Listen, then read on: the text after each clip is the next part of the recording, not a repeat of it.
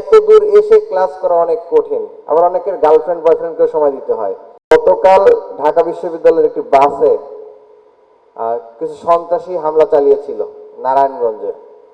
সেটা নিয়ে আমাদের খুব ব্যস্ততা থাকার কারণে আমাদের ডাকসুর সবাই সেটা নিয়ে ইনভলভ ছিলাম। প্রায় সেটা সমাধান করতে করতে প্রায় আমাদের ক্যাম্পাসে আসতে আসতে ভোর 4টা বাজছে।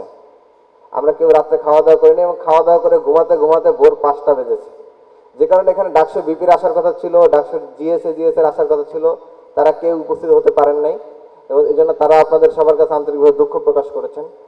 আমরা আশা করি তাদেরকে অন্য কোনো ক্লাসে বা অন্য কোনো মাধ্যমে আমরা তাদেরকে এখানে সম্পৃক্ত করতে পারবো। আমাদের প্রত্যাশা রয়েছে, আপনারা জানেন ইতিমধ্যেই ডাকসুর পক্ষ থেকে আমরা প্রায় 20টার মতো 20 বা 21-এর মতো স্মারক গ্রন্থ প্রকাশের উদ্যোগ নিয়েছি এবং সেই স্মারক গ্রন্থগুলো আমরা মনে করি যে ইতিমধ্যেই বেশ কিছু স্মারক গ্রন্থ প্রিন্টের কাজ হয়ে গিয়েছে, প্রায় 4 থেকে 5টার মতো, এবং আশা করি আগামী 1-2 সপ্তাহের মধ্যেই বাকি স্মারক গ্রন্থগুলো প্রিন্ট হয়ে যাবে এবং ক্রমান্বয়ে মোড়ক উন্মোচন হবে। এবং আপনারা যারা এখানে প্রশিক্ষণ নেবেন, আপনাদের মধ্যে থেকে আমাদের প্রত্যাশা রয়েছে আপনারা লিখবেন এবং আপনাদের লেখা নিয়ে, আমরা জানি না আমাদের যে সর্বশেষ মেয়াদ আমাদের হয়তো 16 সেপ্টেম্বর শেষ হবে আনুষ্ঠানিকভাবে, এরপরে 3 মাস বাড়তে পারে, কিন্তু আমরা সেই বাড়ার দিকে যাব না, আমরা নির্বাচন চাইব। তো এর মধ্যে যদি সময়ের সাথে আমাদের কুলায়, তাহলে আপনাদের যারা এখান থেকে প্রশিক্ষণ নিচ্ছেন তাদের লেখনী নিয়ে আমরা একটি স্মারক গ্রন্থ বের করার চেষ্টা করব এবং এর মাধ্যমে একটা স্থায়ী কাজ হবে এবং আপনাদের যে চর্চাটা, সেই চর্চাটা আরো শক্তিশালী হবে। আমাদের প্রত্যাশা ছিল যে আমরা শুক্র শনি 2 দিন করে আগামী 1 মাস 8টা ক্লাসের ব্যবস্থা করব। এখানে আমরা আলাপ করছিলাম যে আমাদের যেহেতু বেশ কিছু সীমাবদ্ধতা রয়েছে। প্রথমত, যে কোনো প্রশিক্ষণের ক্ষেত্রে সবার আগ্রহ থাকে যে আমি এটা নিতে চাই, কিন্তু পরবর্তীতে দেখা যায় যে নানা ব্যস্ততার কারণে কারো ক্লাস থাকে, কারো টিউশনে থাকে, কারো ফ্যামিলিগত ব্যস্ততা থাকে, শুক্রবার হলে পারিবারিক অনুষ্ঠান থাকে, শনিবার একদিন বন্ধ, ঘুরতে যায়, তো সব মিলিয়ে এত দূর এসে ক্লাস করা অনেক কঠিন, আবার অনেকের গার্লফ্রেন্ড বয়ফ্রেন্ডকে সময় দিতে হয়, এটা অনেক কঠিন।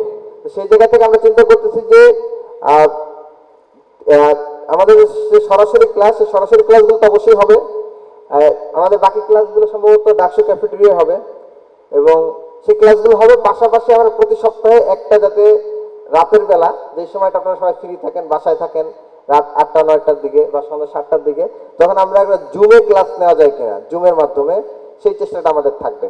এবং তাতে আজকে যারা অনেকেই পরীক্ষার কারণে বিভিন্ন ব্যস্ততার কারণে উপস্থিত হতে পারে নাই, যাতায়াতের সমস্যার কারণে উপস্থিত হতে পারে নাই, তাদের সেই সংকটটা কেটে যাবে। আমরা আশা রাখবো আপনারা যারা এখানে প্রশিক্ষণ নিতে এসেছেন তারা শেষ পর্যন্ত প্রশিক্ষণ নেবেন এবং শেষ পর্যন্ত চেষ্টা করবেন এবং এই চেষ্টা করার মাধ্যমে আপনারা নিজেদেরকে গড়ে তুলবেন। এবং আরেকটা বিষয় আপনাদের অবশ্যই মাথায় রাখতে হবে, লেখালেখির কর্মশালা হচ্ছে সব থেকে বোরিং কর্মশালা।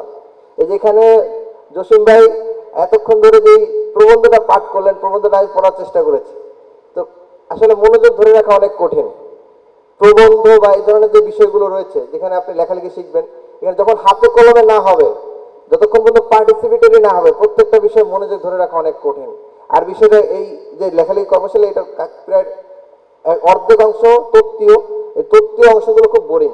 আমরা আশা রাখবো এই বোরিংটাকে কাটিয়ে উঠে আপনারা আপনাদের সর্বোচ্চটা দিয়ে চেষ্টা করবেন যেখান থেকে কিছু নিয়ে যাওয়ার, তাহলে আপনাদের এই সময়টা সার্থক হয়ে উঠবে এবং এখানে যারা পরিশ্রম করছেন তাদের প্রত্যেকের পরিশ্রমটা সার্থক হয়ে উঠবে এবং আমাদের পরিশ্রম সার্থক হয়ে উঠবে। এই আশাবাদ ব্যক্ত করে, এই প্রত্যাশা রেখে আমার বক্তব্য এখানে শেষ করছি। সবাইকে ধন্যবাদ। ইনকিলাব জিন্দাবাদ এবং আমাদের এই কর্মশালা সফল এবং সার্থক মণ্ডিত হোক। আর আপনাদের যদি কোনো পরামর্শ থাকে, কোনো মতামত থাকে, কোনো অভিযোগ থাকে, আমি হোয়াটসঅ্যাপ গ্রুপে আছি, আমার নাম্বার সরাসরি পাবেন সেখানে। যে কোনো সময় যে কোনো টাইমে মেসেজ দিলে আমি রেসপন্স করবো ইনশাআল্লাহ। সবাইকে ধন্যবাদ।